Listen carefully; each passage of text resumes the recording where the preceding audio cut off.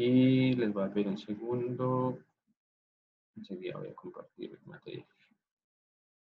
Bueno, una cosa que quería mencionar, he estado leyendo un poco de los feedbacks que me han dado, les agradezco, he recibido buenos feedbacks. Alguien me decía que si podía manejar unos slides más cortos, menos densos. Lo que pasa es que los slides son del curso full, es decir, del curso regular. Y lo que estamos haciendo en este curso es condensar mucha de esa información, porque por supuesto es difícil cubrir todo en solo 3 semanas. Entonces, por eso son densos, porque está cubierto todo el material, todo lo que deberíamos cubrir. Sin embargo, como yo les he dicho, he estado cubriendo los temas que son clave, ¿vale? Pero si en algún momento necesitan información adicional, con lo que hemos visto en clase, más lo que hay en los slides, más el material de ayuda que son los libros y demás, eso cubre todo el compendio de lo que es el curso regular. Repito lo que nos vamos a mantener haciendo y creo que es, también en los feedbacks me dijeron que en ese sentido íbamos bien, que es cubrir el tema más importante o los puntos clave que ustedes van a necesitar de aquí en adelante. ¿Sí? Alguien me decía también que quizás he hecho el curso enfocado un poquito a las personas que están tomando el ramo por segunda vez. He tratado de no hacer eso, aunque sí he asumido que ustedes saben muchas cosas, pero la mayoría de cosas que yo he asumido que ustedes saben es porque deberían saberlas, no porque hayan visto ya este ramo por primera vez, sino porque deberían haberlas visto en otros ramos como optimización, investigación de operaciones, los que han visto formulación y evaluación de proyectos, cosas que se ven en esas materias. Por eso he asumido que ya saben cosas, ¿sí? Quizás en el curso regular uno repasa esos temas porque tiene un poco más de tiempo, pero ahora como estamos en este curso corto, por eso no he pasado mucho por ahí, ¿vale? Sin embargo, voy a seguir intentando o voy a intentar en lo que nos queda del curso dar la mayor cantidad de detalle posible sin extender mucho las clases y, y sin asumir tampoco que la mayoría quizás puede estar tomando el ramo por segunda vez, o no sé si la mayoría, la verdad es que ni siquiera sé cuántos lo están tomando por segunda vez, pero cuando me asignaron el curso me dijeron que quizás iba a tener muchos estudiantes que lo estaban tomando por segunda vez, ¿vale? Igual les agradezco mucho por los feedbacks, como les digo, la mayoría han sido buenos, y los que me han enviado sugerencias también les agradezco, voy a tratar de cambiar cosas para lo que nos queda y que el curso termine bien, lo mejor posible, ¿vale? Dicho eso, entonces ahora sí vámonos a un ejemplo. Entonces voy a abrir uno de los ejemplos que ya hicimos y lo voy a resolver con el tema de modelos de matemáticos. ¿Listo? Déjenme buscar algún ejemplo que tenga por acá.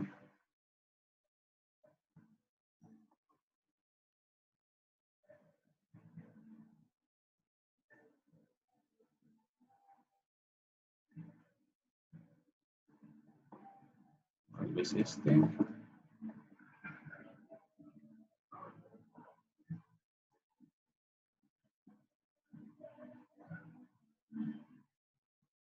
Vamos con este. Voy a compartir este ejemplo que habíamos hecho en clase.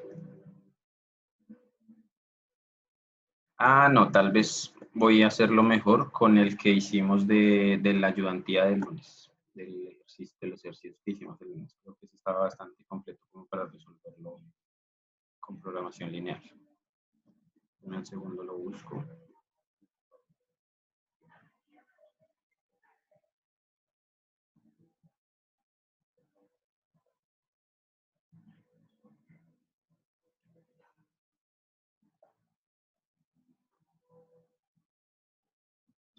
Vale, entonces el enunciado decía lo siguiente.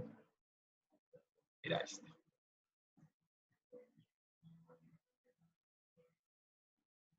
Entonces vamos a hacer este, ¿ok?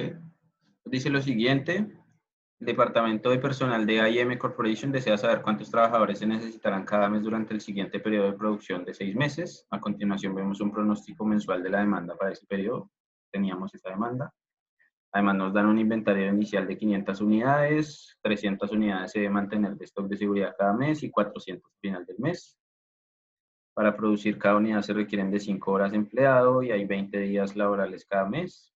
Cada empleado trabaja 8 horas al día y la fuerza laboral inicial es de 35 trabajadores. ¿Listo? Y habíamos dicho que íbamos a, en esto lo hicimos, ok, vamos a tener primero un plan de chase y un plan de level. Pero entonces ahora lo que vamos a hacer es encontrar la mejor estrategia. No va a ser chase ni va a ser level, sino que el que nos va a decir cuál es la estrategia exacta que vamos a seguir cada mes es nuestro programa lineal. ¿Listo? Entonces pensemos, voy a escribir, voy a crear aquí otra pantalla para compartir. Entonces, recordemos que lo que dijimos es que nosotros queremos minimizar costos, ¿cierto? Y que vamos a tener un costo de producción por unidad, que lo voy a llamar C, y aquí esto es la suma sobre todos los pedidos, desde 1 hasta T, en nuestro caso son 6, esto aquí sería 6, ¿vale? Y tengo una producción de cada periodo que la voy a llamar XT, es decir, esta va a ser mi variable de decisión que me va a decir cuántas unidades voy a producir cada mes, ¿vale? Además, ¿qué costos voy a tener? Voy a tener, de nuevo la suma en T, de un costo de almacenamiento multiplicado por el inventario, que lo voy a llamar S, según lo que vimos en los slides, ¿sí? Y además voy a tener un costo asociado a la contratación, que habíamos dicho que si yo contrataba esto era delta más del periodo T, y esto va a tener un costo, aquí le voy a poner cualquier constante, voy a decir, no sé, R, no me acuerdo cómo lo mencionamos antes, pero R va a ser cuánto me cuesta contratar a un empleado, ¿vale?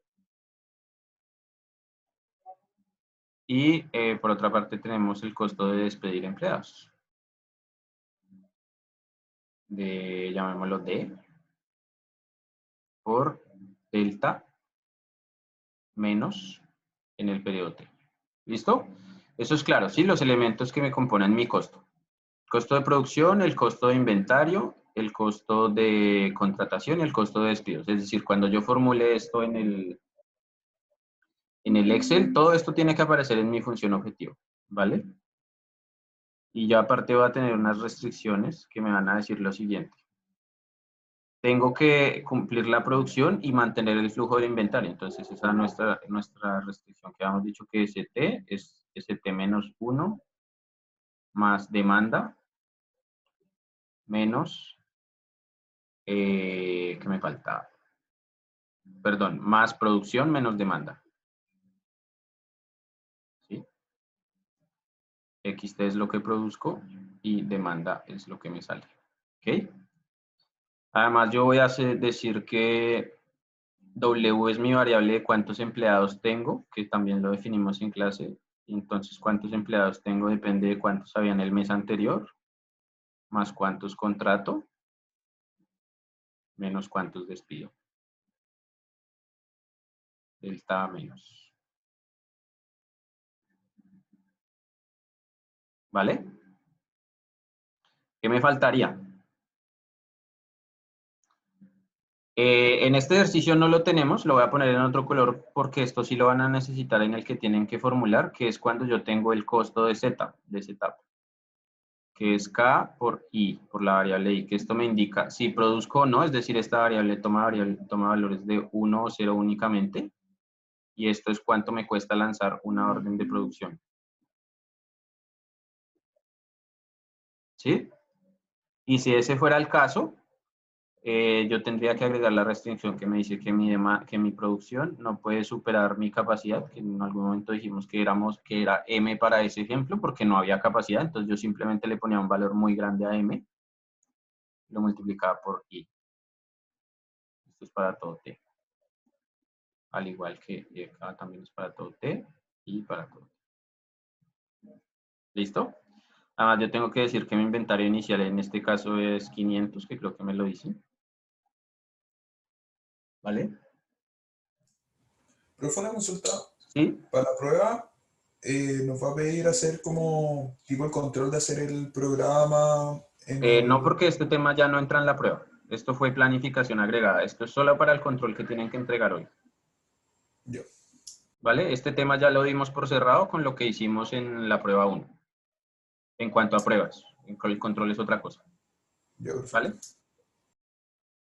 Y creo que con eso estamos listos. Nos faltaría solamente decir que XT y ST son mayores o iguales a 0.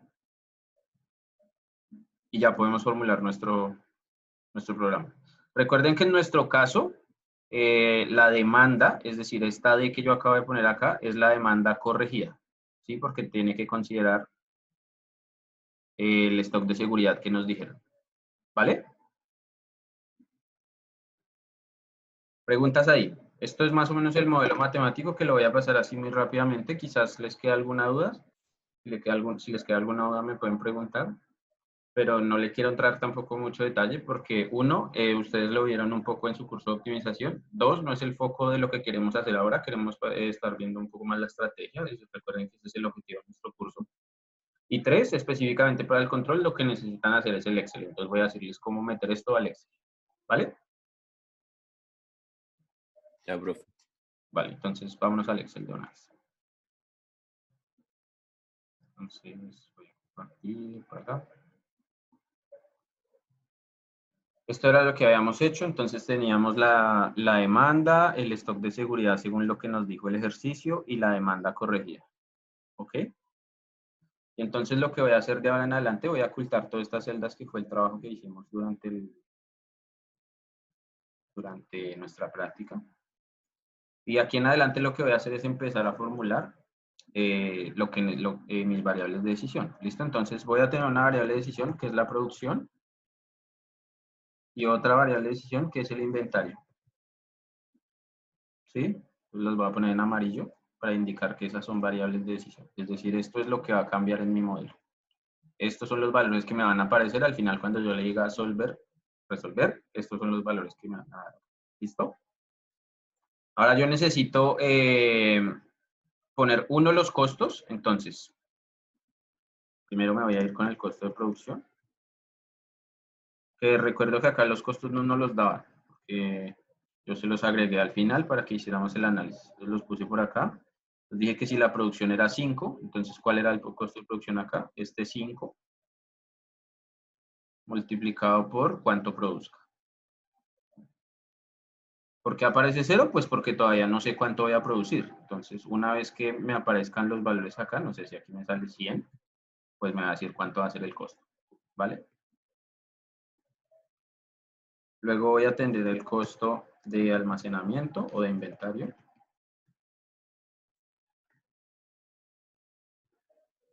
Que va a ser el inventario multiplicado por el costo de almacenamiento. Voy a tener costo de contratación, que va a ser, me falta, lógicamente, acá las variables a contratar. Perdón, me faltaron 2 variables por incluir acá. De hecho, son 3, porque si me voy acá y les comparto de nuevo la pantalla del whiteboard, ¿cuáles son mis variables? Mis variables son X,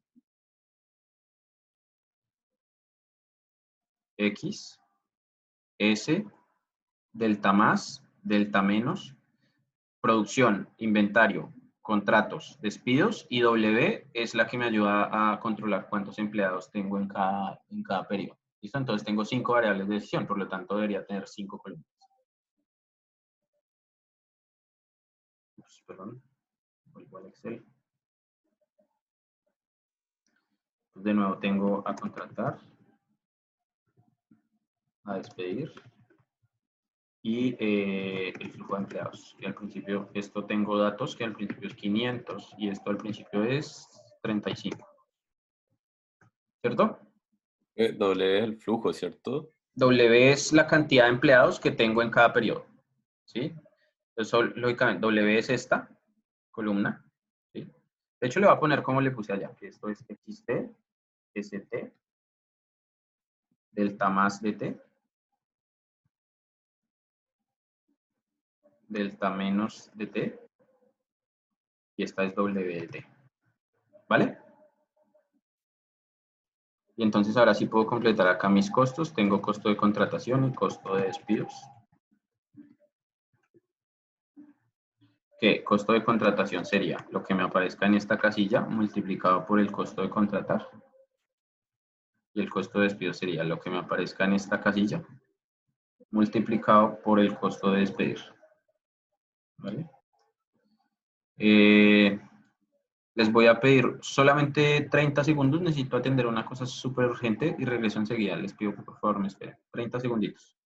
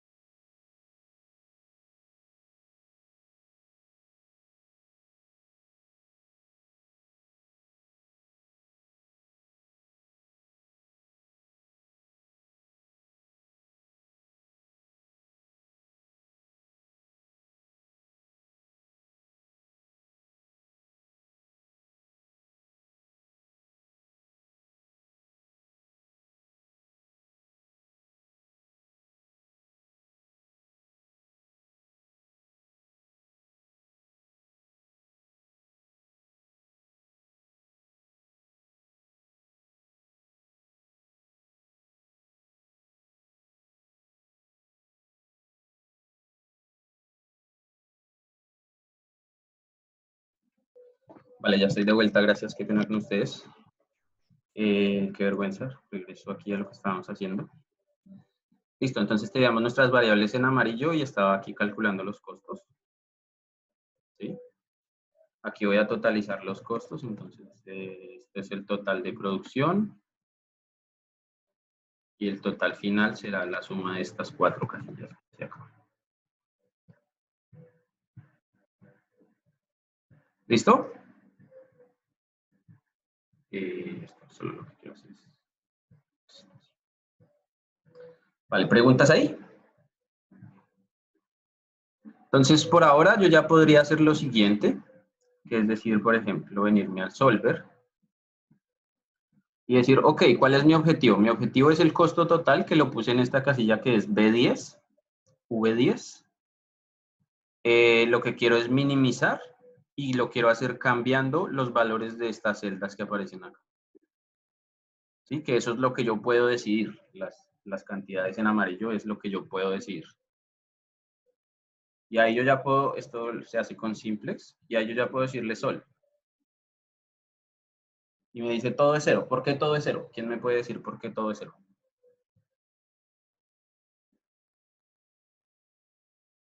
Porque la solución de lo que acabo de hacer es 0. ¿Por qué no puso restricciones?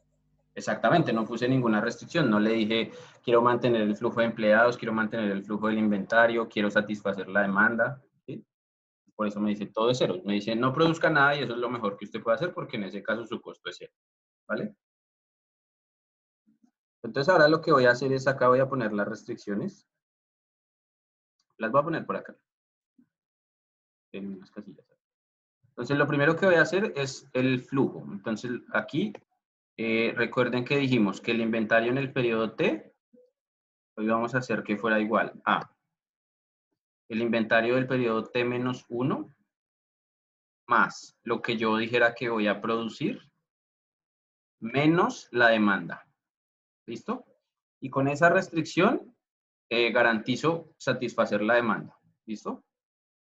Ahora, por supuesto, esto lo tengo que extender para todos los periodos. Entonces, si yo extiendo acá y extiendo acá, pues aquí me sale que el inventario de agosto es lo que me quede de septiembre más N4, que es la producción del mes, menos la demanda corregida.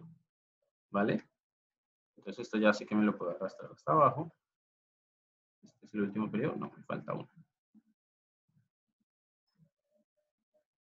Y esto le voy a poner acá, que estos son restricciones de demanda más flujo de inventario. ¿Listo? Ahora voy a hacer otra, acá en la parte de abajo, donde voy a decir flujo de empleados.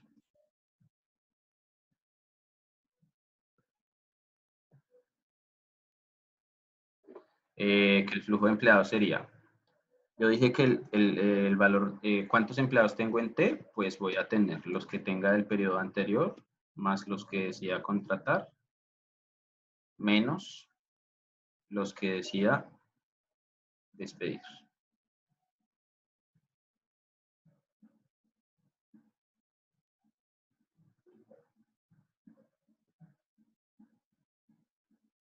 Vale, esto es igual. Listo, hasta ahí se ve muy bonito mi modelo. ¿Qué le falta a ese modelo? ¿Qué es lo que me permite a mí producir?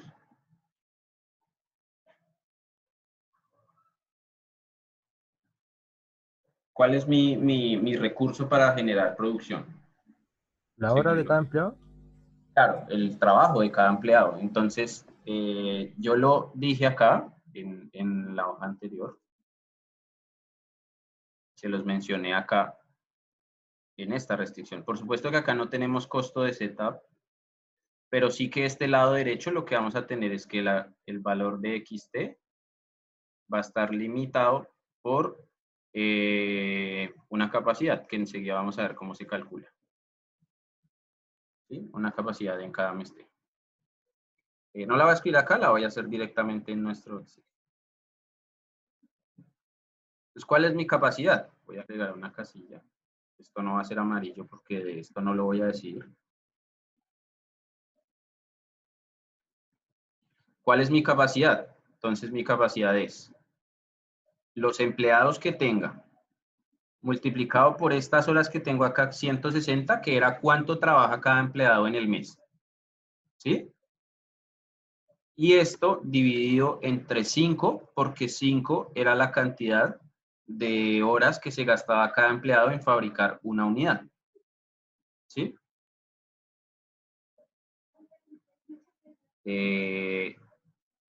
Ok.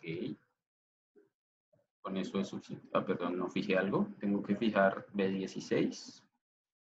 Tengo que fijar B11. Por supuesto que la capacidad es variable porque depende de W. Es decir, en este, de nuevo me voy a ir al whiteboard. Y acá lo que me debería salir es algo del estilo XT. Depende de la cantidad de empleados que yo tenga multiplicado por un factor que llamémoslo alfa, que es esa conversión que yo acabo de hacer de los 160 dividido 5, ¿sí? Ese es el alfa del W, pero depende de la cantidad de empleados contratados que yo tenga, ¿sí? Entonces, esa restricción sí la necesito. Lo que voy a hacer es borrarla y como dijimos que lo que sí era del modelo lo dejaba en azul, la voy a escribir en azul. ¿Cuánto puedo producir? No más de mi capacidad, que es alfa multiplicado por W. Y repito, ese alfa en nuestro caso es 160, que son las horas disponibles que tiene el empleado en el mes, dividido 5, que es cuánto tarda en producir una unidad. ¿Sí? Entonces, cuando yo multiplico esas cosas por la cantidad de empleados, me da la capacidad máxima de producción que tengo en el mes. ¿Vale? ¿Sí? ¿Tiene sentido? ¿Preguntas ahí?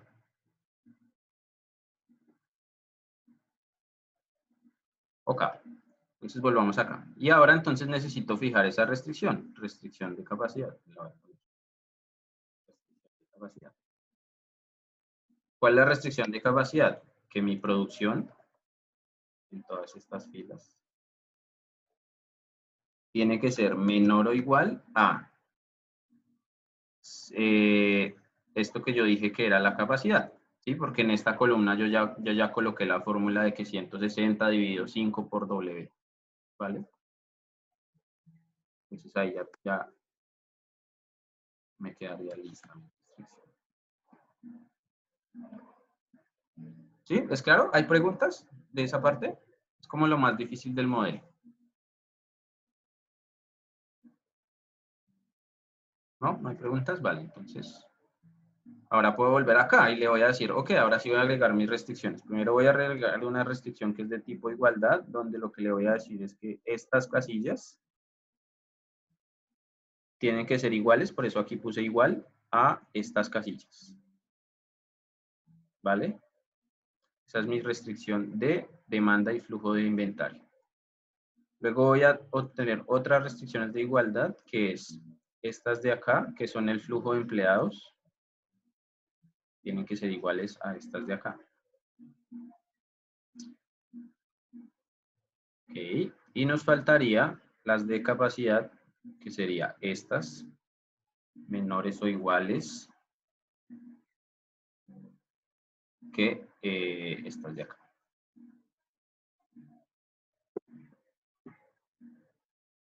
¿Sí? Y acá como recuerden que este checkbox les hace que positivas a todas las variables. Ahora, solamente para que lo tengan claro para el ejemplo, recuerden que en el control ustedes tienen que agregar que unas variables son binarias. Entonces, supongan que si en nuestro caso fueran estas W, que no es nuestro caso, porque W recuerden que es una variable que me controla la cantidad de empleados. Pero supongan que fuera nuestro caso. Pues yo lo que debería hacer es estas variables. Aquí yo le digo, entre las opciones, le digo binaria. Y le pongo OK. Con eso ya me decidiría siempre que W toma valores solamente de 0 o de 1. ¿Vale? En nuestro caso la voy a quitar. Y ahora, ¿qué pasa si lo voy a resolver?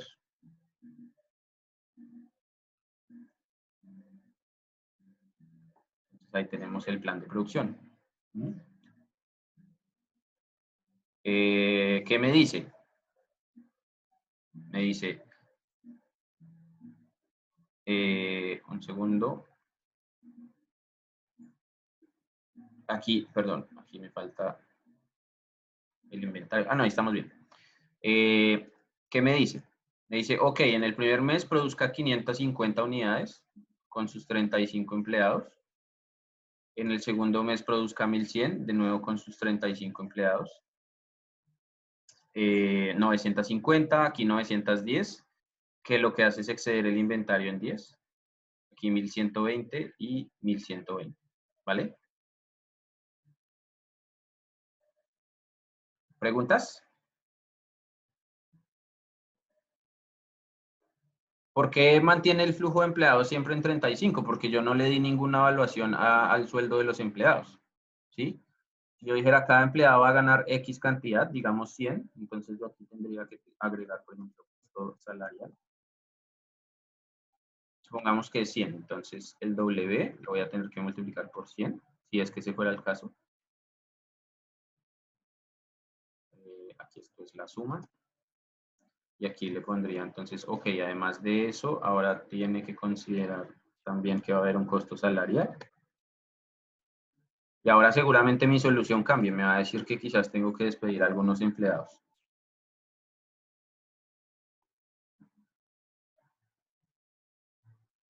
Me dice que tengo que despedir 2.18. Vale, no nos metamos de nuevo acá a mirar si son enteros o demás, porque estoy con programación solamente lineal, que es lo que puede hacer Excel.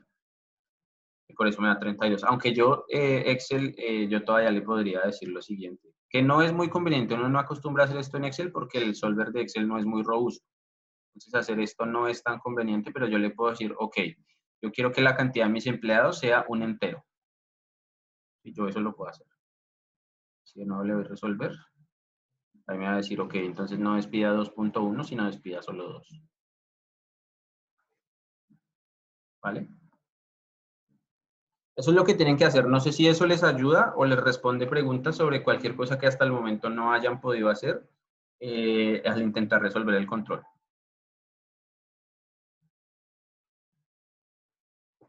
O si hay algo que no he respondido, ¿qué más necesitan que les aclare para que puedan resolver el control? Profe, está bien. ¿Podría indicar de nuevo cómo agregar el solver a Excel, por favor? Sí, eso se hace en File, en Archivo, Opciones, esta pestaña que se llama Add-ins, ¿sí? Aquí abajito, en la parte de abajo. Y aquí se van a donde dice Excel Add-ins, en la parte inferior, aquí donde dice Manage, que seguro no sé qué dice en español, administrar o algo así. Y aquí ir, y seleccionan, le ponen el chulito, el mark, aquí a Solver ahí. Cuando aquí esto les debe aparecer así, cuando ustedes le ponen acá, ya les va a aparecer el Solver. ¿Vale? Perfecto, profe, gracias. ¿Listo? ¿Preguntas? Ok. Entonces, con ese ejemplo terminamos. Ahora sí cerramos el tema de planificación. Y nos vamos a meter al tema de procesos. ¿Vale? Este tema, si bien es corto, es súper importante. Sobre todo para lo que van a ustedes a hacer en el proyecto. Esta parte es clave, porque sí o sí van a tener que usar la ley del nivel en algún momento en el proyecto. Bueno, no digamos que sí o sí, pero con un 95% de certeza, yo creo que es una herramienta que van a necesitar en el proyecto todos, porque más o menos para eso yo seleccioné los videos. Igual cuando lo hablemos, cuando nos reunamos con cada uno de los grupos, veremos si es necesario o no, ¿vale? Pero yo estoy casi seguro que todos los videos los seleccioné para que tuviéramos que hacer eso. ¿Listo? Entonces, es bien importante. Es súper sencillo, en realidad los cálculos que hay que hacer son bastante fáciles. Solamente hay que identificar qué es qué, y cuando digo qué es, qué datos tengo, qué datos necesito calcular, y también necesito identificar, de acuerdo a la estrategia que sigue mi empresa, si tengo que hacer un rediseño de procesos o qué tipo de herramienta tengo que utilizar exactamente para analizar a mi compañía, ¿vale? Entonces, más la parte conceptual que en realidad la parte numérica, que en realidad son cálculos, son multiplicaciones y sumas lo que hay que hacer, ¿vale? Profe, la prueba 2 van a ser 2 preguntas igual, una de proceso y una de inventario. Así es, una de procesos y una de inventarios. Ya. ¿Y ¿Listo? cuál va a valer más? Va a ser, no sé, depende de los ejercicios que veamos de aquí a allá. Ya, Le daré más puntuación a uno u otro. Eso todavía no lo sé. ¿Listo? ya, gracias. Vale, entonces lo primero que voy a empezar diciendo, me voy a venir de nuevo aquí un dibujito. Y recuerden que en el tema anterior vimos una pirámide, donde aquí aparecían las decisiones. Por aquí estaban las decisiones estratégicas. Y por acá estaban las decisiones operativas, ¿cierto?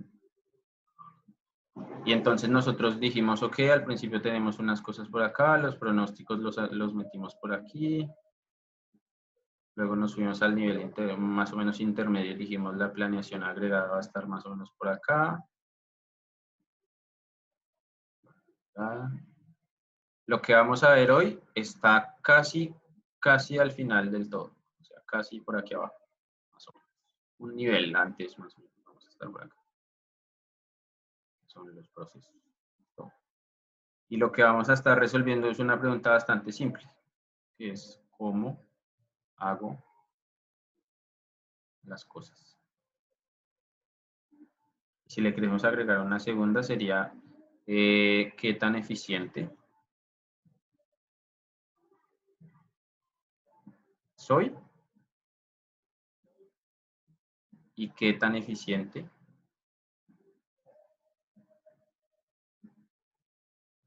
puedo ser? ¿Listo? Esto es como lo que vamos a estar resolviendo en la parte de procesos. Sobre todo pasar de acá a acá, pasar de aquí a acá, implica quizás en términos numéricos es simplemente cambiar un número, pero eso en términos de lo que hace mi compañía puede implicar un cambio súper grande desde lo estratégico, lo táctico, lo operativo. Puede ser que yo necesite hacer muchísimas cosas para rediseñar mis procesos y la forma en cómo trabajo, cómo hago las cosas. Respondo una pregunta del chat de Valentina. Dice, profesor, ¿podría subir un ensayo de prueba 2 o ejercicios tipo como para ver cómo será el formato y todo? Sí, puedo hacerlo. Haré como hicimos anteriormente. Creo que en planeación agregada no subí ejercicios, pero sí subí de pronósticos. Les voy a subir algo así de la parte de procesos y también de la parte de inventario, ¿vale? Para que ustedes puedan ver más o menos cómo son los ejercicios. Igual, los ejercicios que hagamos el lunes también van a ser tipo prueba. Yo creo que el ejercicio que hicimos el lunes, los dos que hicimos fueron bastante similares a lo que pregunté en la prueba, ¿vale? Entonces, la idea es que mantengamos más o menos ese formato, que funcionó bien, a excepción de que quizás hubiese sido útil que les hubiese explicado el formato Excel antes de la prueba, que es una de las recomendaciones que recibí. Pero ya que más o menos ustedes se familiarizaron con ese formato, pues vamos a tratar de mantenerlo algo similar, ¿sí? Yo trataría de hacer algo bien organizado para que a ustedes se les facilite resolver la prueba, ¿vale? Vale. Gracias, Valentina. Ok, entonces eso es lo que vamos a hacer. Y entonces aquí de nuevo voy a volver a mis notas. Y lo primero que va a partir hablando es de unas definiciones que yo les mencioné al principio. Una cosa que se llama flow shop. Una cosa que se llama job shop. Y una cosa que se llama proyectos singulares.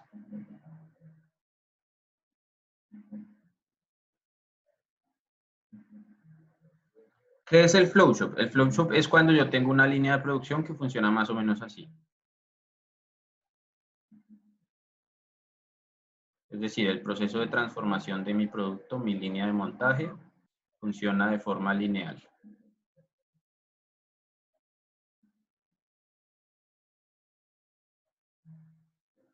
¿Sí? Es decir, ¿qué tipo de productos funcionan con Flowshop? Es decir, voy a poner acá solo lo que acabo de decir para que quede claro. Es una línea de montaje, valga la redundancia, lineal. Sí, es decir, todas las actividades que yo necesito, el proceso de transformación que le hago a mi producto es secuencial. Es decir, si esto es 1, la actividad 1, la actividad 2, la actividad 3, 4 y 5, mi producto no puede pasar por la actividad 5 sin antes haber pasado por la 4. Y no puede pasar por la 4 sin antes haber pasado por la 3. No puede pasar por la 3 sin antes haber pasado por la 2. Y así sucesivamente. ¿Qué tipo de productos, según las estrategias que vimos al principio, que se acuerdan, no sé si las recuerdan, las deben recordar, la que era de Make to Stock, Engineer to Order, y la otra era Make to Order. Y teníamos otra por ahí en el medio que la deben recordar. ¿Qué tipo de producto sigue este flow shop? Los build to order, ¿no? Build to order, no necesariamente, y enseguida voy a explicar el por qué no. Cuando entremos aquí a Job Shop vamos a ver por qué esos entran acá. ¿Cuál sigue una línea de montaje más o menos lineal? Es el Make to Stock.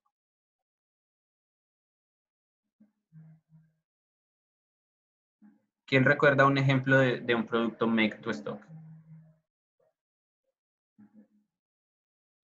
El más sencillo de todos, recuerden que vimos dos. Yo les di dos ejemplos así como básicos, y era el pan y el otro era la Coca-Cola.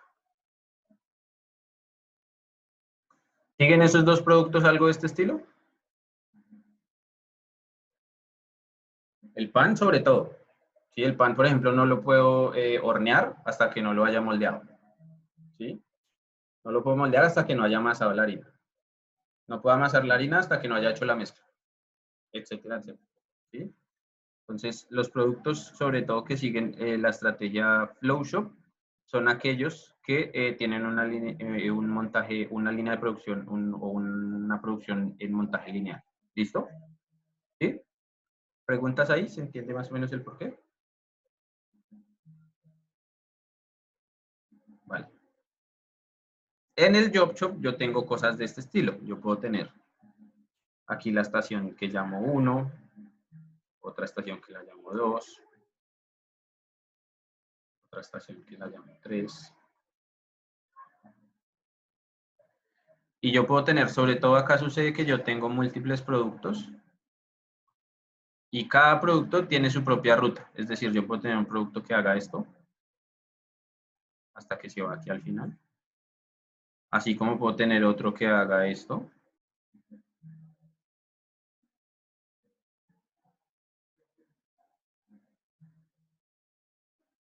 O puedo tener otro que haga esto.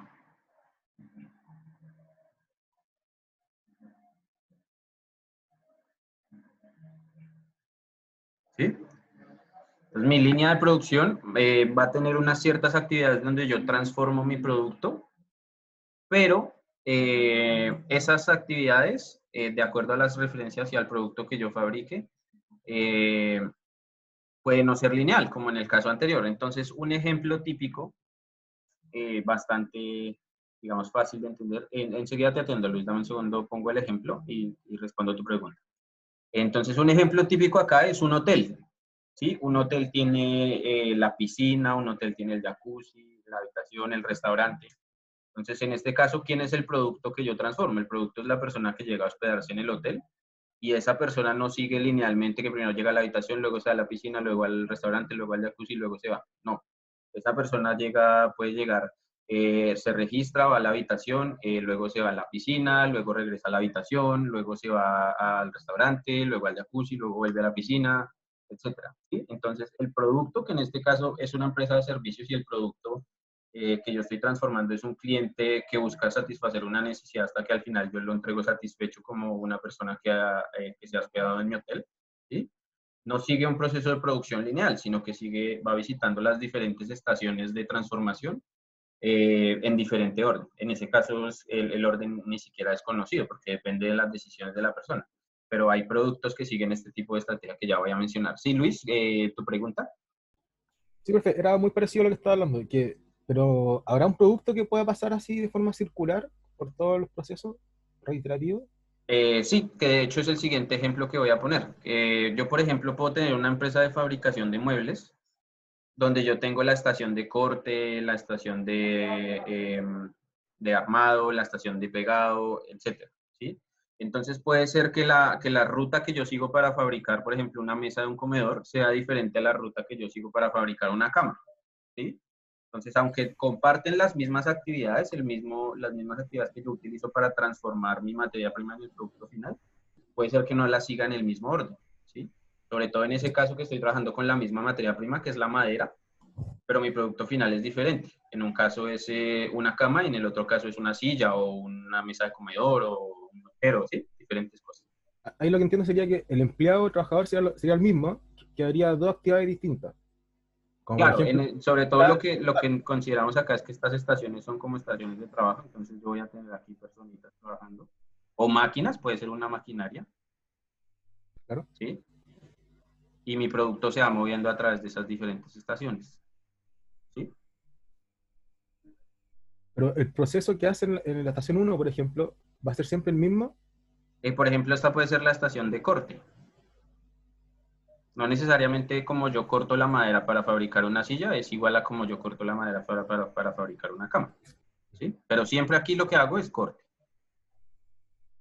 ¿vale? Ya, perfecto. ¿Sí? No sé si eso responde a tu pregunta. ¿O te O sea, claro, queda la todavía persona alguna? en esa estación solo va a hacer corte. Y va a Claro, hacer y corte. entonces le llegan, no sé, diferentes órdenes al mismo tiempo. Le llega una orden por 20 camas y una orden por 100 sillas. Entonces él sabe que tiene que hacer un proceso de corte para las sillas y otro diferente para la cama. Pero siempre es corte. De alguna Ya, u otra forma va a ser corte, ya, perfecto. Muchas gracias. ¿vale? Y la última, que son los proyectos singulares, pues son cosas que principalmente son engineer to order. ¿Sí? Profe, en la anterior se pueden volver como entre las estaciones Sí, como el ejemplo que yo puse del hotel. de, de la persona en el hotel.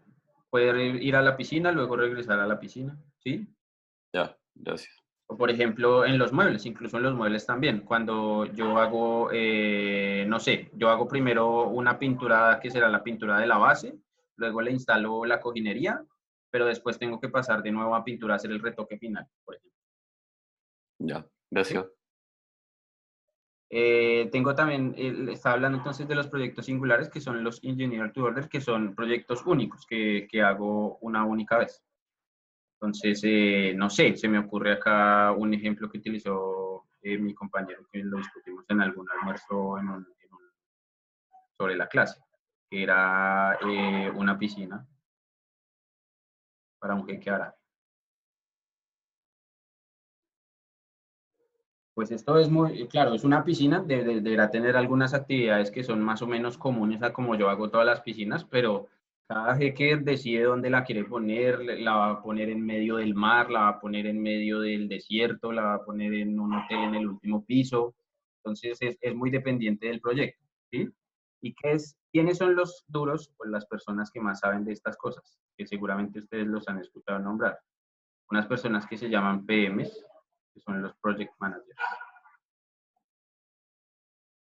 ¿Sí? Que esto se hace en la planeación desde cero, de cómo voy a fabricar mi producto final. Planeación desde cero. ¿Sí? Más o menos entiende el concepto de proyectos singulares, de cómo funciona y cuál es la diferencia en cuanto a los anteriores. Entonces, ¿por qué acabo de hacer yo estas definiciones? Y con esto creo que vamos a cerrar la primera parte de nuestra sesión. Son esos conceptos que son bien importantes de entender para lo que vamos a hacer de ahora en adelante. Y es que esto voy a poner aquí como una flecha hacia arriba, donde lo que está más hacia arriba son operaciones más eficientes. Pues la eficiencia aumenta cuando yo me muevo hacia arriba en estos tres conceptos que acabo de explicar. ¿Por qué? ¿Quién se le ocurre por qué es más eficiente un montaje lineal, una línea de producción que va de forma lineal en lugar de un proyecto singular? Porque es más rápido, es como un único producto. Claro, no solo porque es un único producto, porque yo puedo fabricar diferentes productos en la misma línea. Por ejemplo, piensen en una fábrica de bebidas como CCU, por ejemplo, que hace diferentes bebidas, pero que solamente hará un setup por aquí en alguna maquinaria del medio y utiliza la misma línea para hacer, no sé, dos diferentes bebidas. No se me escapan ahora los nombres, pero puede solamente cambiar el setup de alguna máquina y fabricar dos diferentes productos en la misma línea de producción. ¿Sí? En el fondo es el mismo proceso. Sí, es el mismo proceso. Entonces, ¿qué ventajas tiene este, por ejemplo, de los demás? Está más automatizado.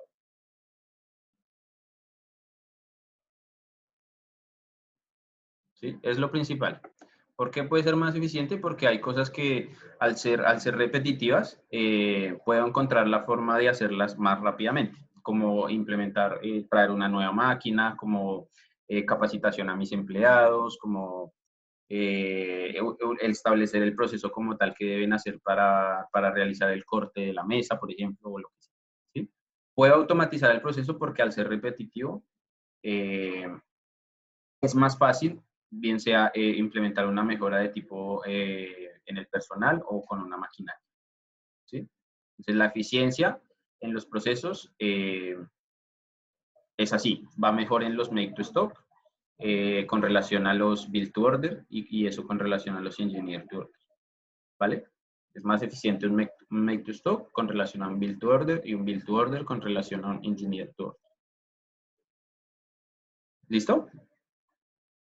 Eso es muy importante porque cuando estemos más adelante haciendo cálculos y cosas y uno piense en hacer una reingeniería de sus procesos, entonces va a tener que tener en cuenta si es que mi proceso que actualmente es un build to order lo puedo transformar en un make to stock.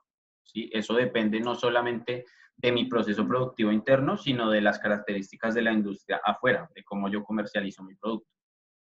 ¿Sí? Yo puedo querer convertir mi producto de un build to order a un make to stock para hacerlo más eficiente, pero si yo lo convierto y aumento mi productividad, pero no vendo los productos, pues no estoy haciendo nada. ¿Sí? Entonces eso es muy importante a la hora de tomar la decisión de hacer una reingeniería de procesos. ¿Listo? ¿Preguntas ahí? Todo bien, profe. Vale, súper. Entonces dejemos hasta ahí con esas definiciones por ahora y regresamos 1:30, ¿les parece? 1:30 continuamos con la clase. Para Ya, que así perfecto. puedan tomar Gracias. algo, comer algo. Nos vemos una. Vale, gracias. Nos vemos al ratito.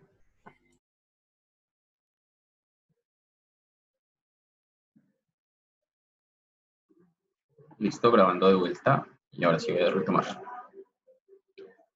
Ok, entonces dijimos que la eficiencia incrementaba a medida que yo podía automatizar más mi proceso. dijimos que yo podía automatizar más en la medida en que me movía hacia arriba en este gráfico, desde los proyectos particulares o singulares, hacia un job shop o un flow shop, ¿vale? Vamos a ver algunos principios que son importantes cuando estemos analizando nuestros procesos, que es todo lo que vamos a estar haciendo en las clases de hoy y mañana principalmente y en los ejercicios que hagamos.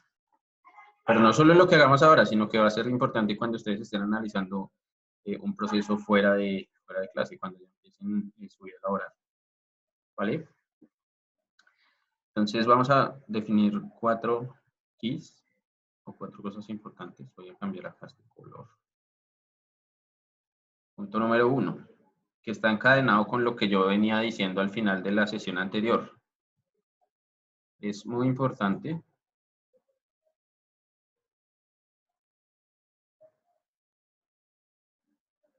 darse cuenta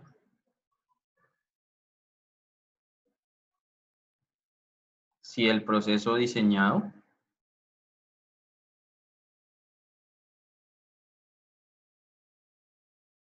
se adecua a mi industria, y no solo a mi industria, sino a mi producto en particular, o a mi servicio, y el proceso de transformación. De diseñado se acepta a mi industria, a mi producto o servicio y el proceso de transformación. ¿Esto qué quiere decir? Como estaba diciendo anteriormente, a medida que yo me muevo hacia un flowchart, yo puedo automatizar mucho más y en esa medida incrementar mi eficiencia en mi proceso productivo. Pero ¿qué pasa? Puede ser que mi industria o mi producto en particular que yo estoy vendiendo, fabricando, no sea adecuado para un proceso tipo flowchart. Como lo decíamos, como los ejemplos que poníamos. Si yo estoy en una industria tipo job shop como la empresa de fabricación de muebles, donde yo tengo las diferentes estaciones de trabajo. Tengo la estación 1, 2, 3, 4.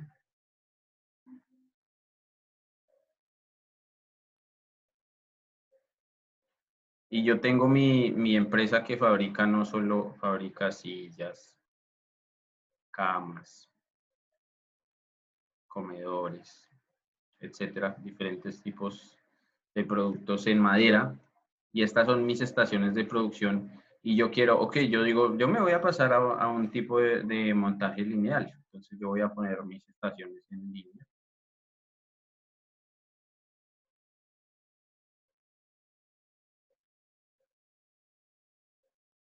Y puede ser, ok, esto me funciona para las sillas, tal vez. Pero ¿qué pasa, por ejemplo, con los comedores? El comedor, por ejemplo, si aquí yo tengo una estación de tapizado, pues el comedor no necesito tapizarlo, es decir, esta estación no me sirve, esta distribución no me sirve para fabricar un comedor. Ahora, por ejemplo, si las sillas las pinto, después del tapizado pinto las sillas de pintura. Pero la silla también necesita una pintura preliminar antes de pasar por el tapizado, entonces yo aquí tendría que tener 2 estaciones de pintura. O necesitaría pasar de acá a acá y devolver el producto hacia acá y luego sí moverlo hacia la siguiente estación que esté por aquí. Entonces puede ser que no sea una buena decisión pasar de mi job shop hacia un flow shop. O que en dado caso, si yo tengo, por ejemplo, estos 3 productos, pues yo en lugar ahora de necesitar 4 estaciones de trabajo, voy a necesitar esta línea para las sillas. Y luego voy a necesitar otra para los comedores que va a ser completamente diferente, que va a tener, por ejemplo, la actividad 1, pero que va a estar separada de esta. Va a tener la 3 y no sé, va a tener la 5 y no sé, esta que antes era la 2 para las sillas, quizás ahora pase a ser la 6 para los comedores. ¿Sí? Entonces, conceptualmente, debo analizar si es que me conviene cambiar de mi job shop a mi flow shop, en el caso puntual que estamos poniendo. Puede ser que ese proceso de transformación lineal no me sirva para el tipo de producto que yo necesito comercializar. ¿Sí? Entonces, listo, yo puedo tratar de incrementar mi eficiencia, pero en la medida en que mi proceso, mi industria y el contexto como tal donde vive mi compañía me lo permita. De lo contrario, pues debo considerar todos esos factores antes de tomar una decisión tan importante para la empresa. Porque montar todas estas líneas de producción o cambiar la distribución, pues puede implicar muchos costos y si tomo una decisión mal tomada, pues al final lo que me voy a dar cuenta es que incrementé mi eficiencia de producción, pero uno, o no vendo los productos, o me salió demasiado costoso hacer el cambio en la reingeniería de procesos, o al final simplemente los reprocesos que tengo que hacer y cómo manejo mi inventario de un lado hacia otro, volviendo al proceso hacia atrás, pasándome hacia la siguiente actividad, eso me genere inclusive más costos de los que tenía antes de linealizar mi línea de producción. ¿Sí? ¿Preguntas ahí? ¿Se entiende el Profe, si concepto? tengo 2 o más líneas de producción como lineales, valga la redundancia, igual se considera flow shop, ¿o no?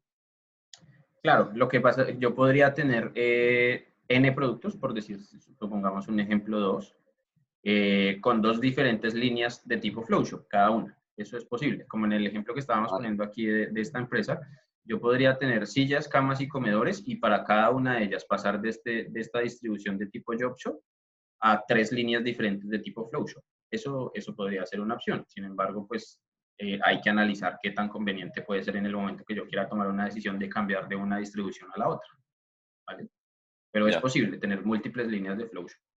Como pasa, por ejemplo, en CCU, ellos no tienen una única línea de producción para todas sus bebidas. Tendrán unas, no sé, para las bebidas como tal, otras para las aguas saborizadas, otras para las cervezas, y puede ser que todas esas sean de tipo flow shop. Lo que pasa es que difieren algunas de las otras y por eso no se pueden condensar en una sola para realizar la misma producción.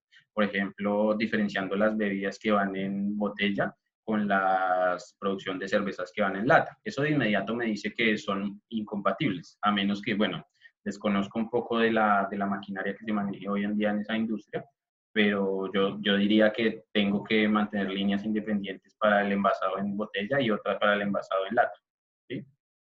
Pero ellos manejan líneas tipo flow shop para los diferentes productos, pero todas tipo flow shop, ¿vale? Entonces, esa es la primera cosa importante.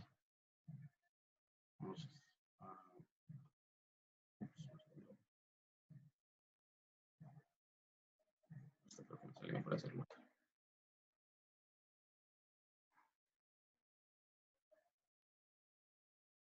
Estábamos hablando de nuestras 4 keys.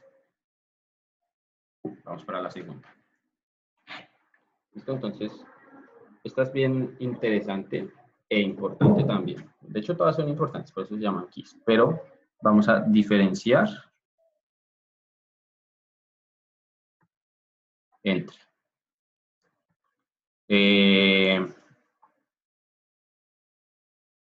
estadísticas de tipo transitorio y permanentes o estables. Permanentes, estables, constantes en el tiempo. Sí, todos esos términos los vamos a usar. Entonces, ¿qué es esto de diferenciar entre transitorio y permanente? Por allá ustedes en su curso de investigación de operaciones, ustedes hacían un análisis de, por ejemplo, de teoría de colas. Y ustedes miraban, por ejemplo, resolvían preguntas del tipo, ¿cuál es la probabilidad de que la fila, llamémosla así, la fila era el proceso de XT, fuera mayor, no sé, a 50 personas? ¿Sí? Cosas de ese estilo. Entonces esto les decía, no sé, la probabilidad es de 95%.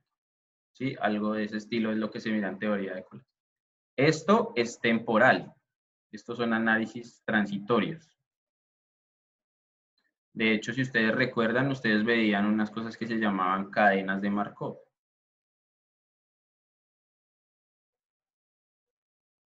Que en las cadenas de Markov, una de las cosas importantes que tenía es que esto se componía de estados y los estados cumplían unas propiedades de transitividad. Es decir, uno hacía un análisis micro de su proceso productivo o de su cola o del proceso que estuviesen analizando como tal. Nosotros lo que vamos a hacer es hacer un análisis tipo macro donde la característica más importante de eso es que vamos a eliminar la estocasticidad. ¿Y qué es la estocasticidad? La estocasticidad es todo parámetro aleatorio, toda aleatoriedad que tenga mi proceso productivo. Entonces nosotros al eliminar esto vamos a estar hablando todo el tiempo de promedios. ¿Listo? Entonces, esto por supuesto que nos facilita mucho la vida, porque nos vamos a poder olvidar de temas como probabilidad, de qué tan probable, como el ejemplo que puse, es que tenga más de 50 clientes, o qué tan probable es que mi línea de producción agote su capacidad, cosas de ese estilo. Nos vamos a centrar únicamente en promedios. Y al decir promedios, pues ustedes han visto en noticias que estos son las cifras macro que manejan las empresas, es decir, cuánto puedo procesar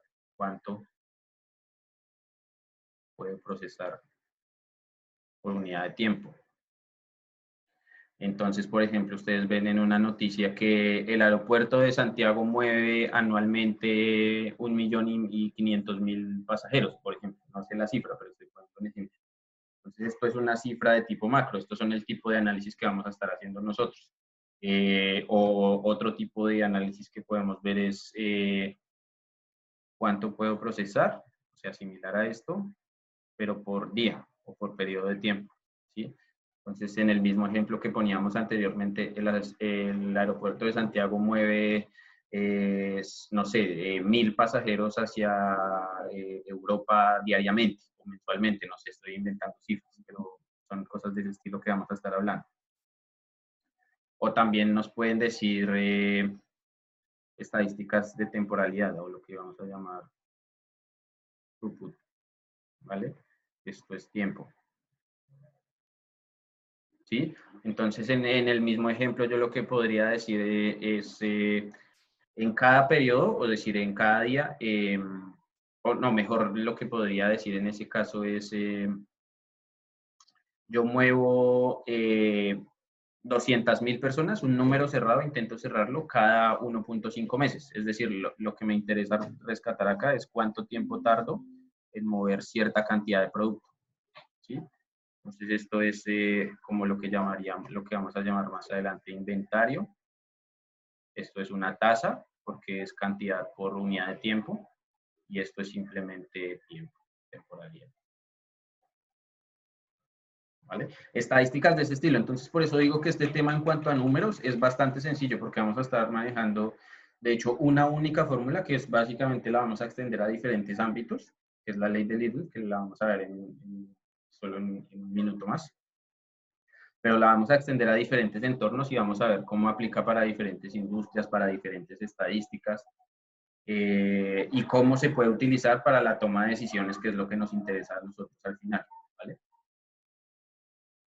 Pero entonces siempre tener claro que nosotros vamos a estar hablando de estadísticas permanentes o que son constantes en el tiempo, ¿vale? Cosas que se mantienen estables.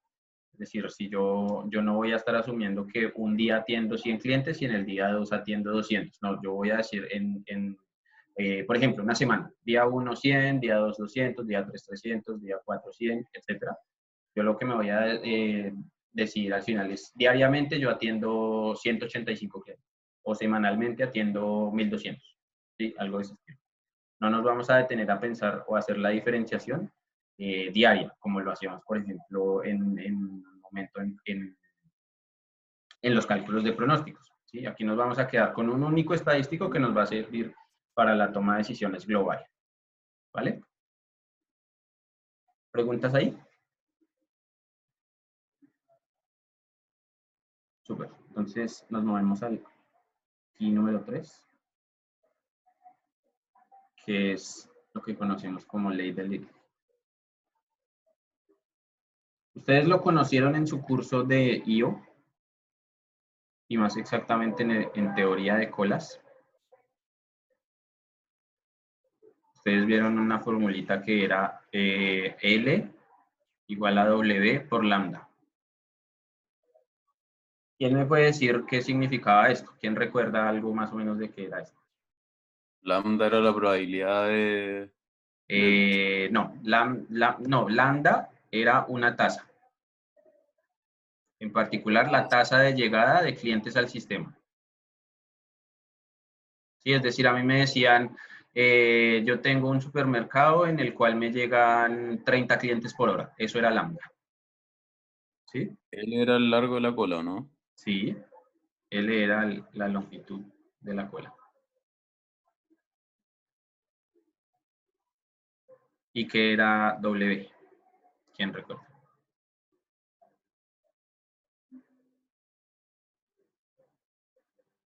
L era la longitud de la cola cuando esto tenía este apellido acá, LQ y WQ. Y WQ era el tiempo en cola. ¿Sí? ¿Recuerdan eso? Yo también tenía, perdón, L solito igual a W lambda, donde L era el número de clientes en el sistema y W era el tiempo en el sistema. Y lambda era lo mismo, la tasa de llegada igual que antes. ¿Vale? Ahora vamos a transformar todo este contexto. Les digo, esta es la fórmula que vamos a utilizar principalmente aquí en el análisis de procesos, sobre todo en este curso que es introductorio, no es la única herramienta que existe, pero esto nos va a servir para abordar globalmente un proceso. Nosotros nos vamos a ir a, bueno, antes de pasar a qué vamos a definir, ¿esto por qué funcionaba? Porque L tiene unidades, que eran en nuestro caso clientes. ¿Sí? ¿Por qué? Porque número de clientes en el sistema, ¿en qué unidades lo mido? En clientes. Lambda lo tenía en qué unidades? Clientes por unidad de tiempo, ¿cierto? Es una tasa. ¿Cuántos clientes me llegan por hora? ¿Cuántos clientes me llegan por día? Etcétera.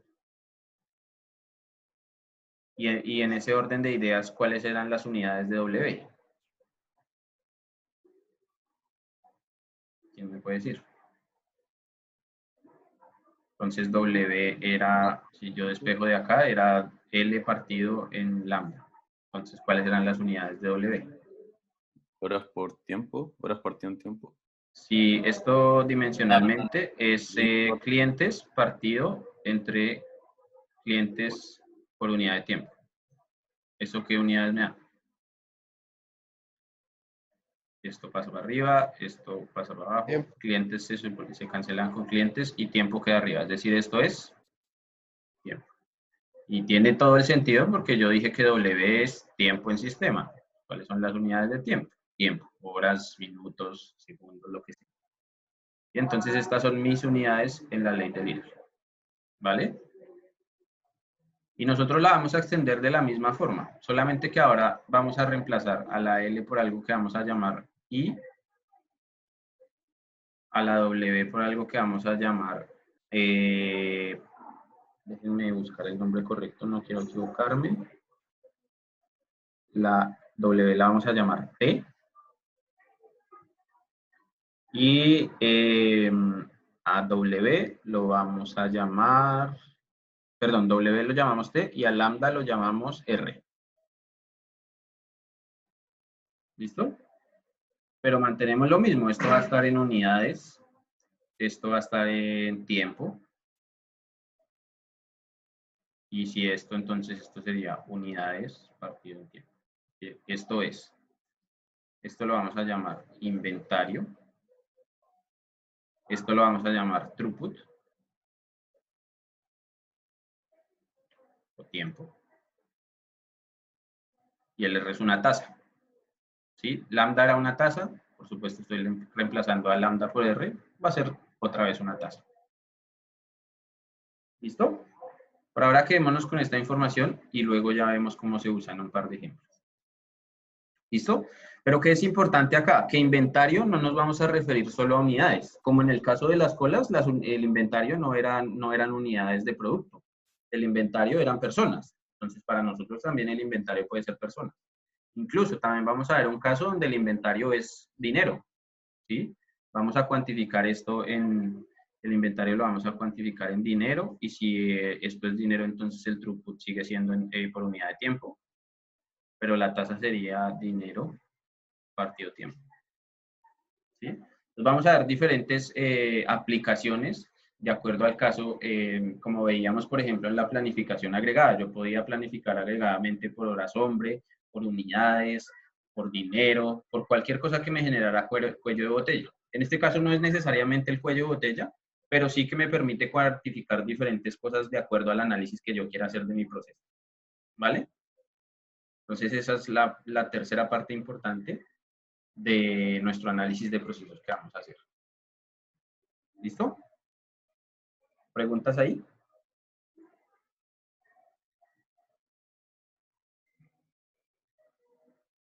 Vale, con eso entonces nos podemos ir a el último key, que está bien relacionado con la matemática del asunto. Entonces ustedes recuerden que cuando estaban en teoría de colas, ustedes tenían algo de este estilo, ¿sí? Pero ustedes les decían que por allá existía un rho, donde rho era lambda sobre mu. Lambda es el mismo lambda, tasa de llegada. ¿Y qué era mu? ¿Quién se acuerda qué era mu? ¿La tasa de salida?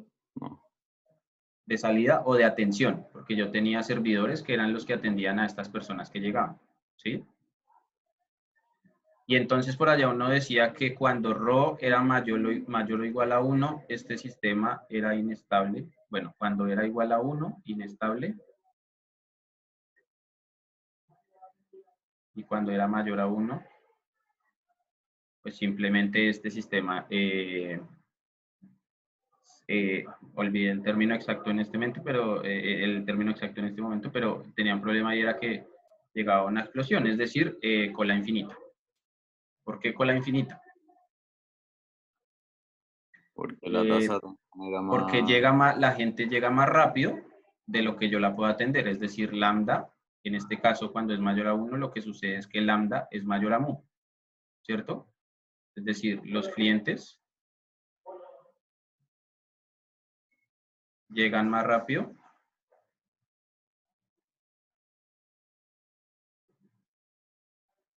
de lo que los puedo atender.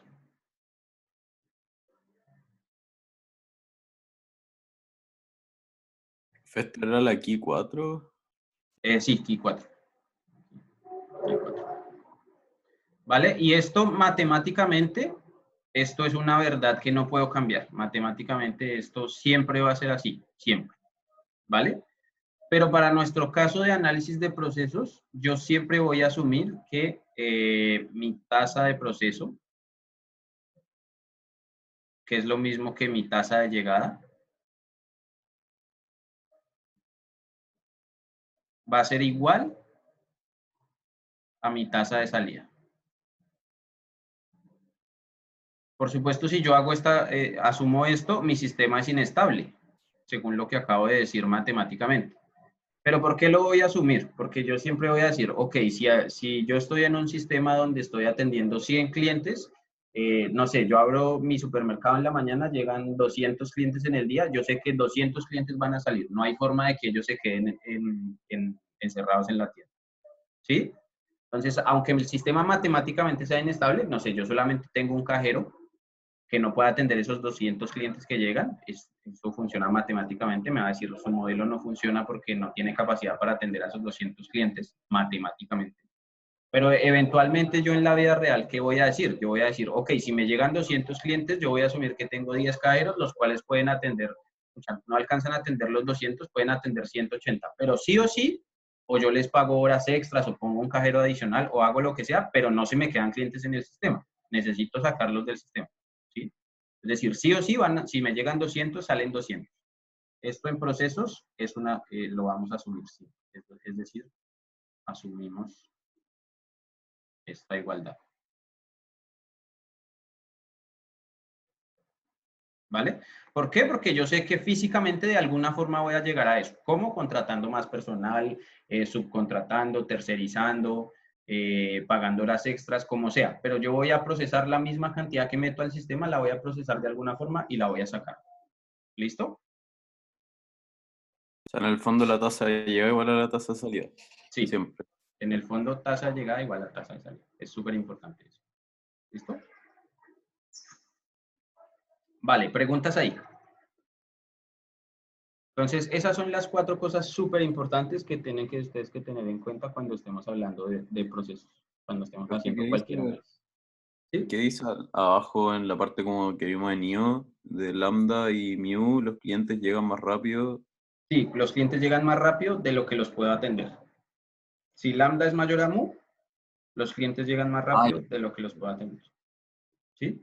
Porque, por ejemplo, si lambda es, no sé, 30 clientes por hora y mu es 20 clientes por hora, pues si me llegan 30 en una hora y yo puedo atender 20 en una hora y eso lo extiendo al infinito, pues sé que mi cola se me va a hacer infinita. ¿Sí? Porque cada hora voy a acumular 10, 10, 10, 10, 10, que nunca los voy a atender. ¿Sí? Sí, profe, gracias. Vale. Y ahí están los 4 keys. Identificar qué tipo de reingeniería puedo hacer a mi proceso o si el proceso que yo he diseñado se adapta a mi producto o servicio. Hacemos la diferencia entre transitorio y permanente. Nosotros nos vamos a quedar siempre hablando de lo permanente, es decir, cosas que son constantes en el tiempo, como el ejemplo que ponía de cuánto puedo procesar en un día en el aeropuerto Arturo Medina. ¿Sí? Vamos a trabajar siempre con base en la ley de Lidl aplicada a diferentes unidades de medida, dinero, unidades, horas hombre, lo que sea que estemos hablando, pero va a ser siempre extendiendo esa que originalmente ustedes trabajaron únicamente para procesar en teoría de colas. Y siempre asumimos que procesamos la misma cantidad que ejecutamos y que al final sale del sistema. ¿Sí? Se recibe tanto como sale del sistema. ¿Vale? Importantes esas 4 cosas.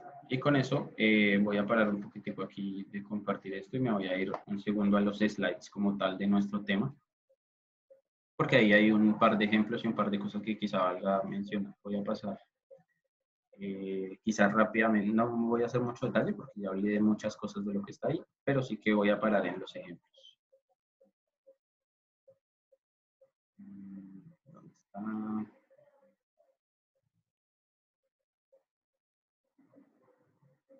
Aquí estamos, procesos. Vamos al slide inicial.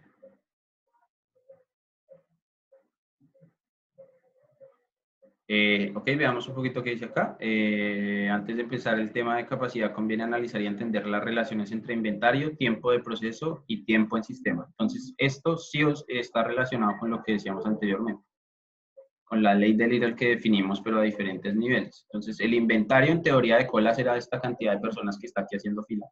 ¿Sí? Eso es un inventario. ¿Cuántas personas tengo ahí? Y eso no solamente lo piensen que pueden ser personas, esto puede ser unidades de sillas que están esperando a recibir la cojinería en la estación de tapizado, por ejemplo. ¿Sí? Yo puedo tener 20 sillas ya prefabricadas, las cuales están en la estación de tapizado esperando a que les hagan su proceso en esta estación. ¿Sí? No necesariamente tienen que ser personas. ¿Vale? Tiempo en proceso, pues es cuánto va a tardar una persona en el ejemplo original, cuánto va a tardar una persona desde que cruza esta puerta de entrada hasta que vuelve y sale. ¿Mm? En el caso que estaba poniendo de las sillas es cuánto tarda desde que yo tengo la madera, los cortes de madera, o ni siquiera los cortes, la madera como tal, desde que la corto hasta que sale la silla en el último punto. ¿Sí? Y el tiempo en sistema, pues es cuánto tarda en atravesar todas estas estaciones. Entonces, en este caso será cuánto tiempo tarda desde que, en teoría de cola, será desde que llegaba a la fila hasta que ya se iba. En el caso de las sillas, para continuar, será cuánto tiempo tarda desde que hago el primer corte en la madera hasta que me sale la silla fabricada y lista para vender. ¿Vale? Y ahí aparece la fórmula del Lidl que acabamos de definir. ¿Sí? Inventario igual a R, que es el tiempo de proceso, o la tasa. El tiempo de proceso es lo mismo que hablar de tasa, ¿sí? Es decir, 20 sillas por hora, ¿sí? Por ejemplo, 20 personas por...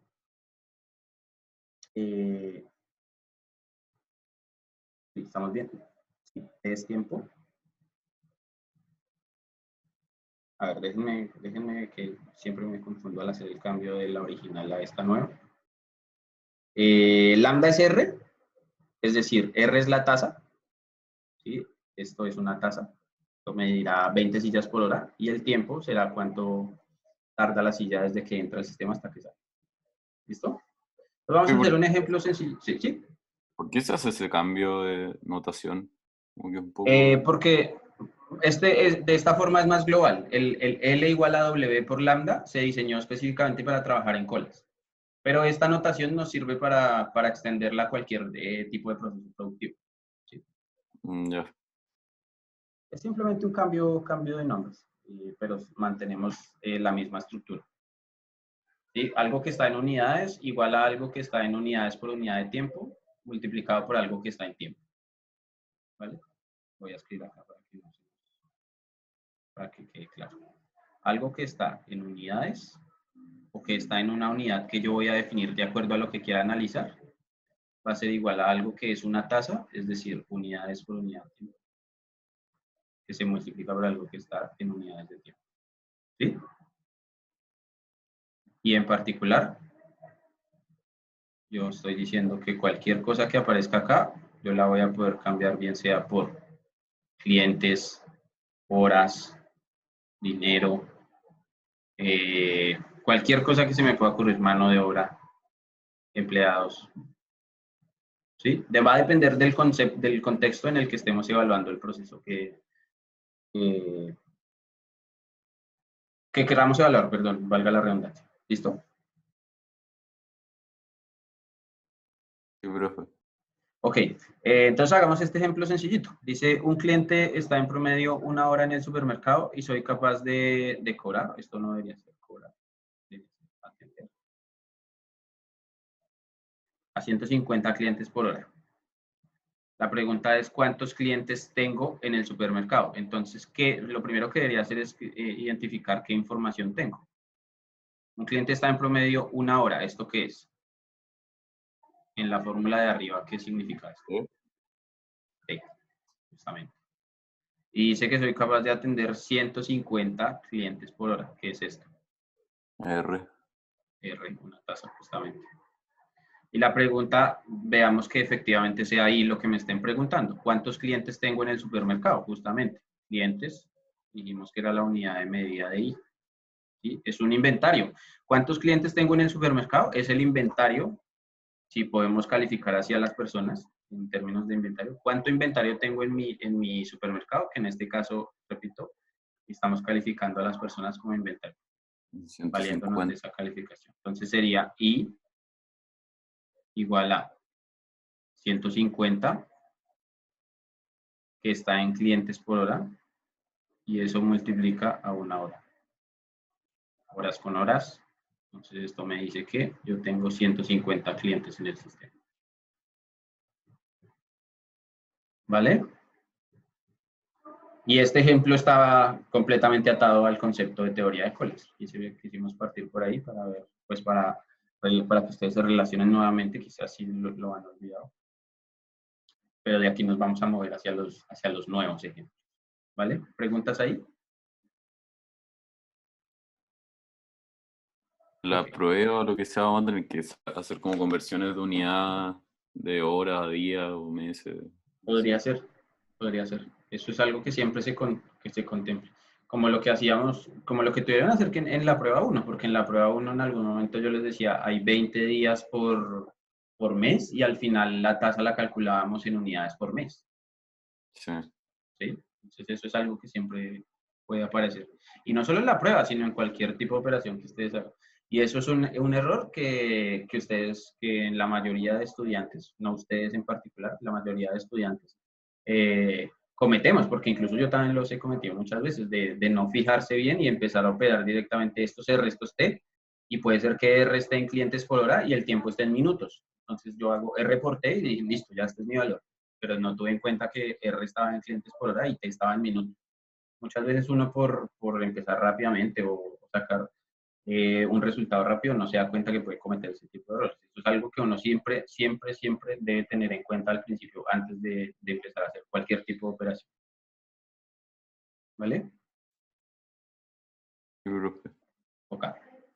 Entonces ahí vamos a un ejemplo más. Aquí dice, de nuevo dice cobrar, no sé por qué dice cobrar.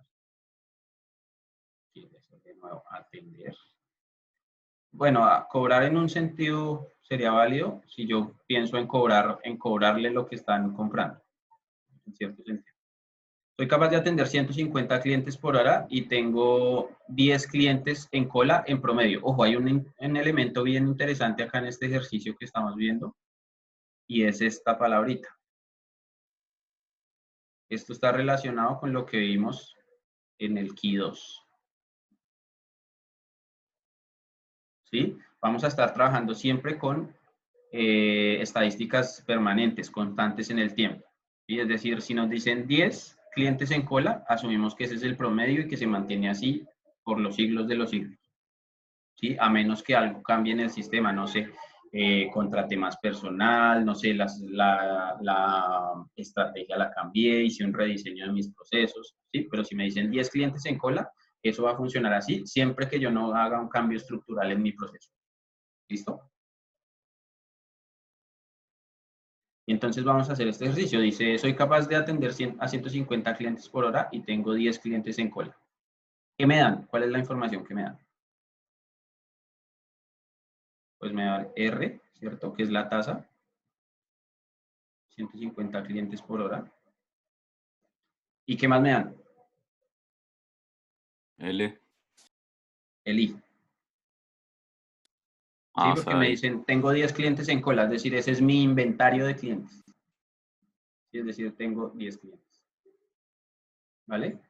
Y entonces la pregunta, según eso, según si yo quisiera aplicar Little, antes de leer la pregunta, me deberían preguntar algo relacionado con tiempo. Eso es si yo voy a aplicar Little. Leamos la pregunta. Dice, efectivamente, ¿cuánto tiempo está cada cliente en promedio en cola? Pues si I es igual a R por T, entonces T será I sobre R, que en nuestro caso será 10 partido 150. 1 sobre 15, que eso nos contaba.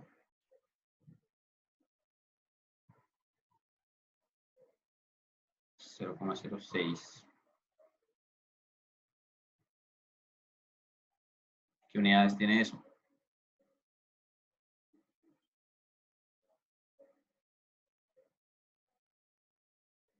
¿Qué unidades tiene esto? Esto tiene unidades de clientes y esto tiene unidades de clientes por hora. Entonces, ¿qué unidades tiene esto? Horas. Horas. Que esto sería igual como a, qué sé yo, 5 minutos, 4 minutos, o algo por el estilo. Si no lo quiero poner así como 0,067. 4 minutos, sí, son 4 minutos. ¿Vale? ¿Preguntas? ¿No hay preguntas? Ok, Tampoco, gracias. Gracias. Bien, ¿qué más tenemos por acá? Vale, me gustaría solamente hacer, vamos a ver más ejemplos, vamos a seguir haciendo ejercicios mañana, pero me gustaría hacer un ejemplo bien interesante. Aquí en una hojita en blanco. Pensemos que ustedes están pensando en un proyecto de emprendimiento, como la mayoría nos gusta hoy en día, de pensar en algo que sea un trabajo para nosotros mismos. ¿Sí? Y vamos a ver cómo podemos aplicar una ley de Little acá para tener unas cifras o más o menos darnos una idea de cómo debería funcionar nuestro sistema de acuerdo a un cierto estimado de ganancias que nosotros queramos tener. Entonces pensemos que yo espero ganar, soy ambicioso, quiero ganar 3 millones de pesos al mes. Que eso, pues tampoco es que sea un sueldo, un salario extrasalario millonario, pero ganar 3 millones de pesos en Chile pues está en el top 1% o 2% de personas que de los salarios en promedio en Chile. ¿Sí? Es decir, 3 millones no es que sea, no es que me vaya a convertir en millonario, pero es un muy buen salario. Entonces pensemos que yo quiero ganar esa cantidad. ¿Vale? 3 millones de pesos al mes. Es decir, yo quisiera ganar al año 3 por 10, 36 millones. 12. ¿Cierto? Al año serían 36 millones. ¿Vale? Antes de que yo siga explicando el ejercicio, ¿qué es esto que estoy viendo yo acá en términos de la fórmula del IROS? El R, Es la una tasa. tasa, claro. Es dinero por unidad de tiempo. Es decir, R, una tasa. ¿Vale? Y ahora yo voy a decir que yo quiero...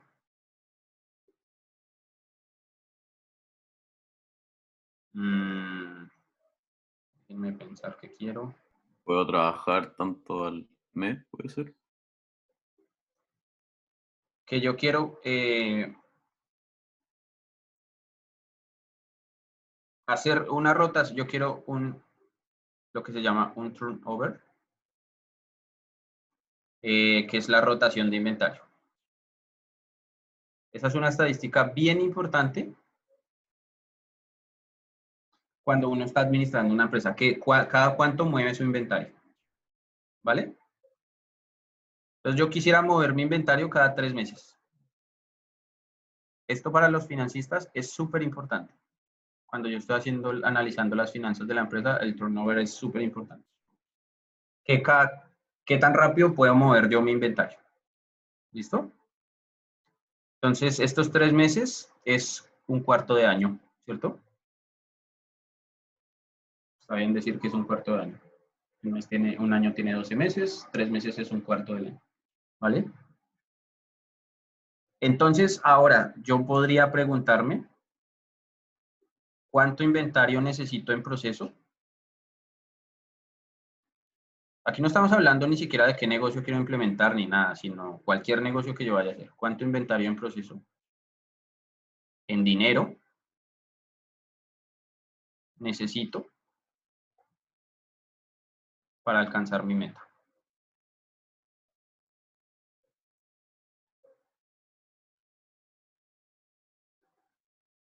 Entonces yo tengo acá, ya tengo el R y tengo el tiempo. Pues ahora yo puedo venir acá y decir, ok, inventario igual a R por T. ¿Cierto? Y según eso,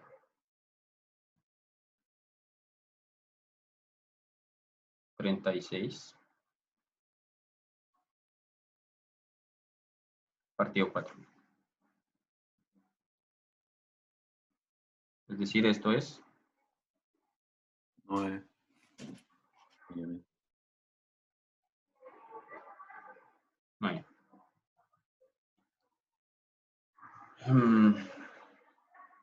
Y entonces eso me diría que mi inventario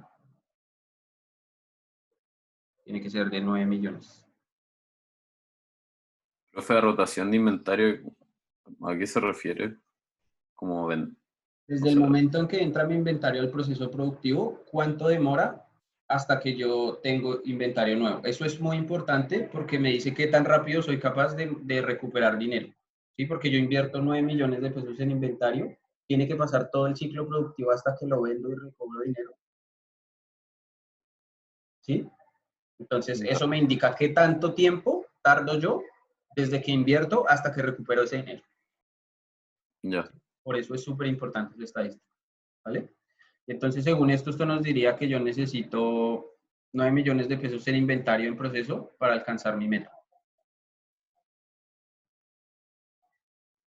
¿Vale?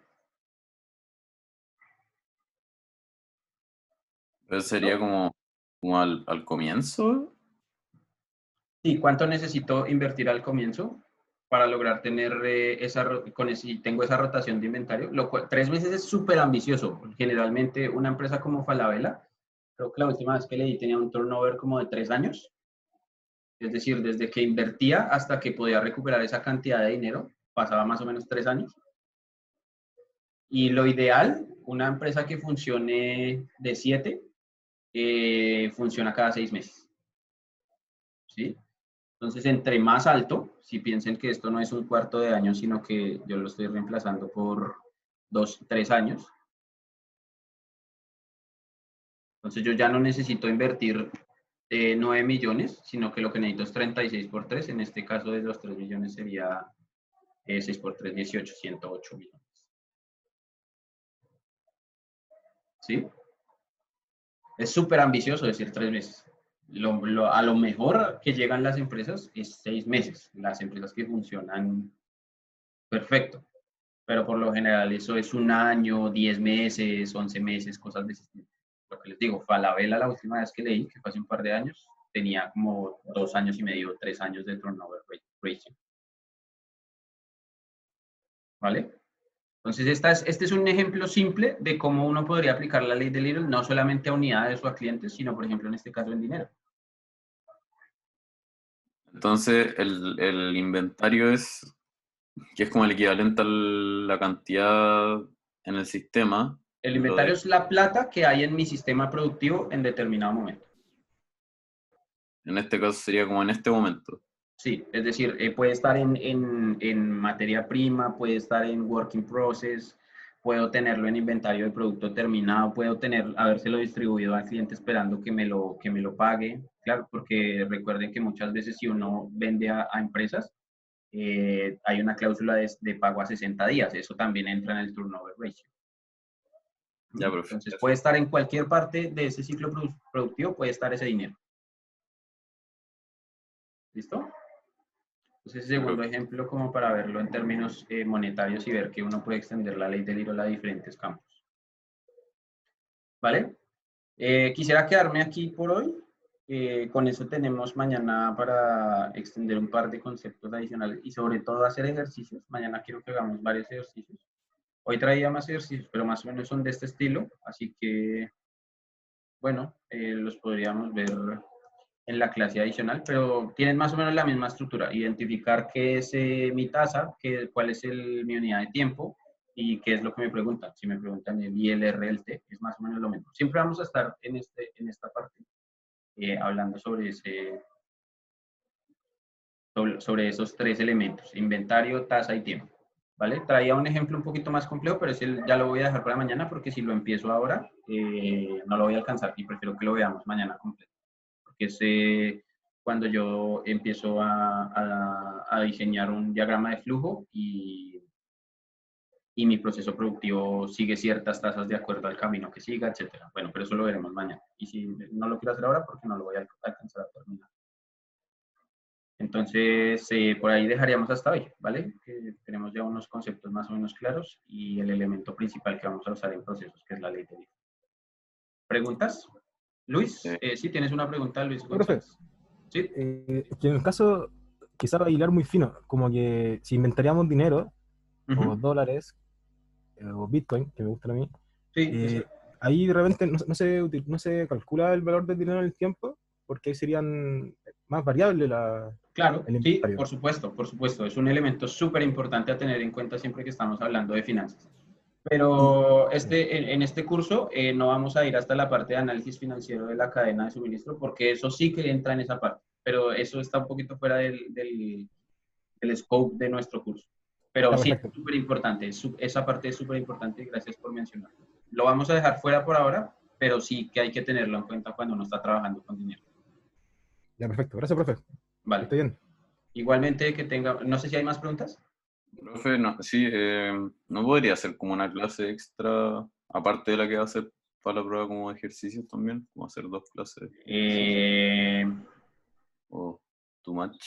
Puede ser, no, puede ser. Tendría que ser, pero en ese caso para poderla hacer tendríamos que mover la prueba para el miércoles y hacer la otra clase el martes. Entonces, si hay consenso, preguntémoslo en el grupo de WhatsApp. Y si hay consenso, movemos la prueba para el miércoles y hacemos otra clase adicional el martes. ¿Profesor? ¿Sí? Pero si se mueve la clase para el miércoles, ¿el examen seguiría quedando donde mismo? No, o sea, lo que haríamos sería hacer la prueba. Ah, sí, el examen no se mueve porque el examen no lo da la universidad. Y va a ser o el lunes o el miércoles de la siguiente semana. Ya. O sea, de la semana cuando ya terminemos el curso. ¿Vale? Ese sí no hay posibilidad de mover. Entonces yo puedo hacer el tiempo para que hagamos otra sesión adicional, no tengo ningún problema, pero entonces lo que haríamos en ese caso sería hacer esa nueva sesión el martes de la siguiente semana y moveríamos la prueba para el miércoles. Entonces preguntémoslo ahí, debatámoslo en el grupo y lo decidimos. ¿Les parece? Ya, profe. Listo. Vale, entonces quedemos así. Voy a en este momento a arreglar el webcursos con el link para el control y con la inscripción para que mañana a las 6 de la tarde hagamos la discusión de los proyectos. ¿Listo? ¿Y si puede seguir el video, por favor, de ahora? Claro que sí. Gracias. Sí, hago eso también al terminar. Vale, gracias a todos y entonces con eso terminamos. Nos vemos mañana. Continuamos con ejercicios sobre el tema de operaciones, de procesos, perdón. Chao, profe, gracias. Vale, chao, gracias, que estén Chao, bien. profe. Buena tarde. Gracias. Hasta luego, profe, gracias. Chao.